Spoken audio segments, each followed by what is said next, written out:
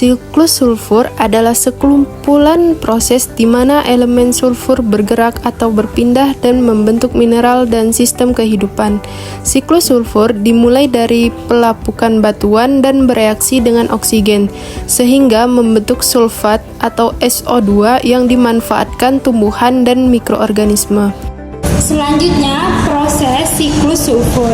Siklus dimulai dari sulfur di atmosfer dalam bentuk gas seperti SO2, sulfur dioksida, H2S, hidrogen sulfida, H2SO4, asam sulfat, CS2, karbon disulfida, CH3,2S, dimetil sulfida. Di atmosfer terjadi pertukaran spesies sulfur atmosfer dengan lingkungan lainnya. Senyawa sulfur ini masuk ke dalam lingkungan sebagai SO2 anorganik, baik dalam bentuk larut H2SO4 maupun tidak larut SO2. Sulfat ini kemudian diasimilasi atau proses perubahan anorganik menjadi organik oleh organisme, tumbuhan, dan mikroorganisme lainnya untuk membentuk senyawa biologis yang terdapat gugus suhidrid yang ditemukan dalam aminocystein. Metabolisme mikroba mengubah sifat biologi menjadi sifat organik dalam bentuk gugus sulfihidril dan gugus sulfida organik atau eter sulfur. Selain itu, sulfur biologis dapat melakukan penguraian menjadi sulfida berupa H2S dan sulfida logam berupa FeS. H2S dioksidasi menjadi unsur belerang. Unsur belerang juga akan teroksidasi menjadi SO2 anorganik.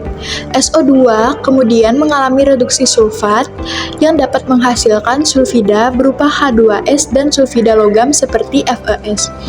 Sulfida mengalami oksidasi yang membentuk SO2 anorganik.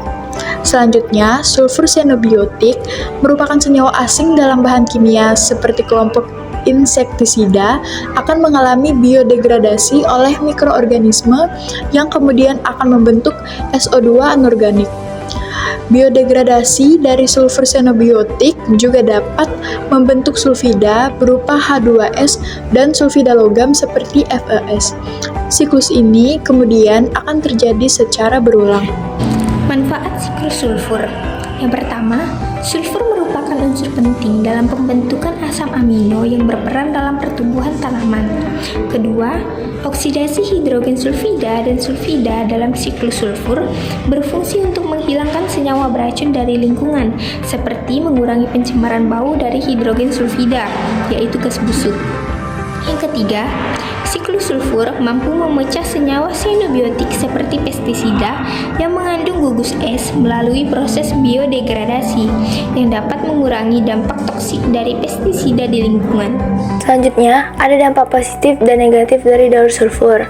Daur sulfur memiliki dampak positif yang signifikan, termasuk pengaruhnya terhadap iklim dan keberlangsungan ekosistem. Selain itu juga dapat mengontrol suhu dan kelembapan global secara alami karena dimetil sulfida atau CH3,2S dan SO2 berperan dalam pembentukan awan dan mengatur suhu bumi. Daur sulfur memiliki dampak negatif seperti berperan dalam pembentukan hujan asam yang dapat berdampak pada lingkungan seperti menyebabkan korosi batuan dan logam. Polutan SO memiliki daya rusak yang tinggi pada bangunan dan bahan-bahan, yaitu korosi. Jadi, kesimpulannya, siklus sulfur menggambarkan pergerakan dan transformasi unsur sulfur atau belerang melalui komponen abiotik dan biotik di lingkungan. Unsur sulfur yang terdapat di atmosfer berupa SO2 atau sulfur dioksida, H2S atau hidrogen sulfida, H2SO4 atau asam sulfat, CS2 atau karbon disulfida, dan CH3,2S atau dimetil sulfida. Aktivitas manusia seperti penggunaan insektisida dalam pertanian mengalami biodegradasi yang menghasilkan SO2 yang berperan dalam siklus sulfur. Dalam lingkungan, sulfur mengalami perubahan bentuk melalui berbagai proses biologis dan kimiawi seperti oksidasi, reduksi, dan penguraian.